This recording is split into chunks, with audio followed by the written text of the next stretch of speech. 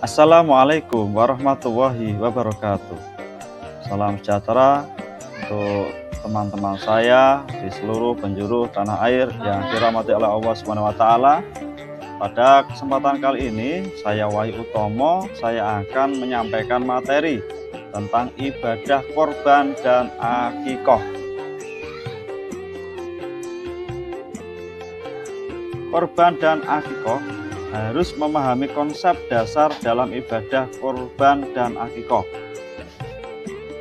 Korban dan akikoh adalah dua ibadah penting dalam Islam yang berfungsi sebagai penghubung antara hamba dan Allah.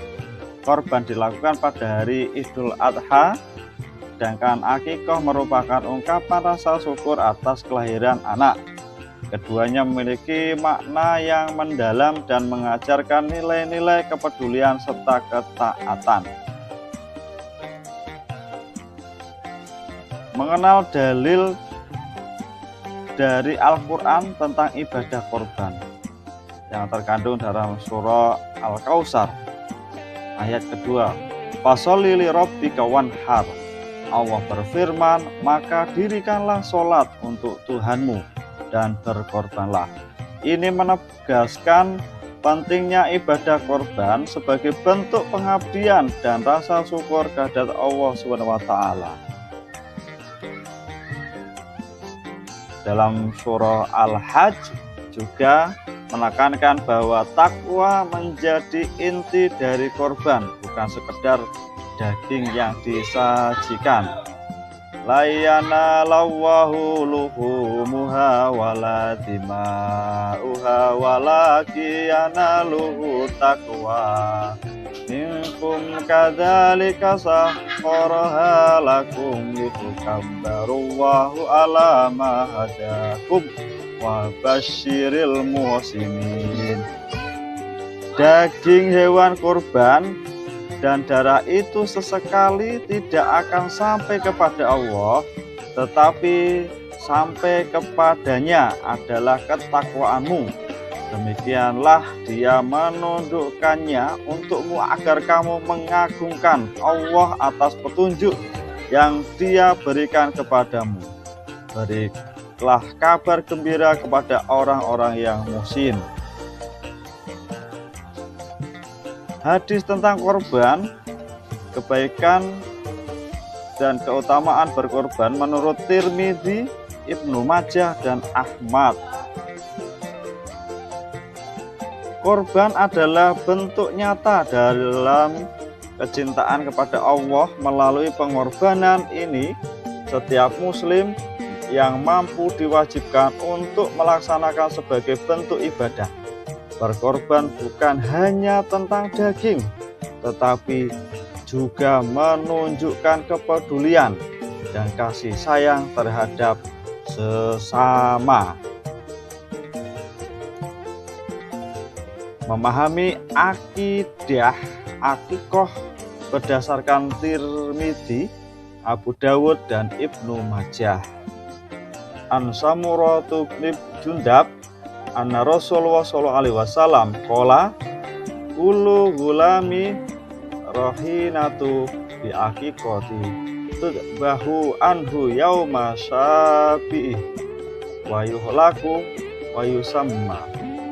Dari Samurah bin Jundab, dia berkata, Rasulullah bersabda, semua anak bayi tergadekan dengan akikohnya, yang pada hari ketujuhnya disembelih hewan kambing, diberi nama dan dicukur rambutnya. Hadis sahih, hadis riwayat Abu Dawud, Tirmidzi, Nasa, Ibnu Majah, Ibnu Ahmad dan Ad-Darimi dan lain-lain. Akikoh adalah sunnah muakkad yang dianjurkan bagi setiap muslim yang memiliki kemampuan. Kalau tidak mampu berarti tidak masalah, tetapi kalau mampu harus memberikan akikoh, karena setiap bayi adalah tergadekan, maka harus diakikohi.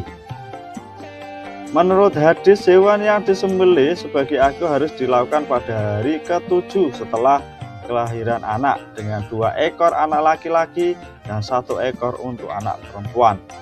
Hal ini melambangkan rasa syukur atas Allah Subhanahu wa taala, atas anugerah yang diberikan oleh Allah Subhanahu wa taala. Jadi begini, ketika anak laki-laki 2 ekor, kemudian masyarakatnya banyak, kemudian agar sampai, maka bisa menambah ekor. Boleh apa tidak? Tentunya boleh. Kemudian kelahiran anak perempuan hanya menyembelih 1 ekor, kemudian 1 kampung masyarakat di sekitar kita banyak masyarakatnya yang diundang, maka boleh menambah. Yang awalnya 1 ekor untuk anak perempuan ditambah 1 atau 2 lagi, tidak masalah. Yang penting sudah meniatkan untuk akikah kelahiran anak. Perbandingan tujuan kurban untuk mendekatkan diri kepada Allah. Waktu akikah dilakukan pada hari ke-7 kelahiran. Syarat hewan ternak. Tentunya hewan ternak yang digunakan kurban dan akikah harus memenuhi syarat tertentu. Bahimatul an'am seperti sapi, kambing, domba atau onta harus berusia minimal sesuai jenisnya, serta dalam kondisi sehat dan layak tanpa cacat seperti kebutaan atau penyakit berat. Memastikan kualitas hewan adalah bagian penting dari ibadah ini. Tata cara penyembelihannya, harus tahu langkah-langkah syar'i dalam proses penyembelihan hewan untuk korban dan akikah. Proses penyembelihan hewan untuk korban dan akikah harus dilakukan dengan mengikuti aturan syar'i yang ditetapkan. Ini mencakup niat yang tulus, menghadap kiblat, menggunakan alat yang tajam, dan menyebut nama Allah sebelum melakukan penyembelihan. Praktek ini mengedepankan rasa hormat dan kesadaran akan pentingnya ibadah ini.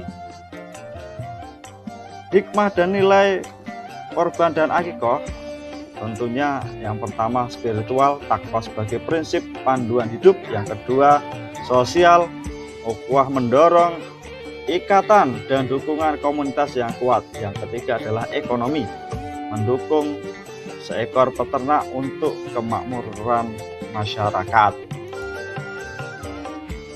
Dari apa yang kita sampaikan tadi, maka dapat kita simpulkan, mengingat kembali makna korban dan akikah dalam kehidupan sehari-hari.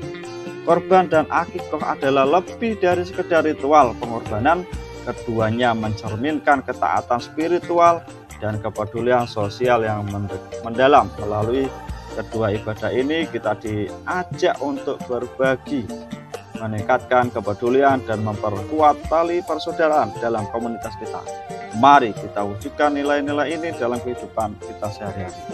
Kita juga harus menganut dari apa yang dilakukan oleh Nabi Ibrahim ketika merelakan anak kesayangannya, yaitu putra kesayangan Nabi Ismail, harus menyembelih anaknya sendiri untuk berkorban, maka diikuti sampai sekarang. Begitu, mungkin itu yang dapat saya sampaikan.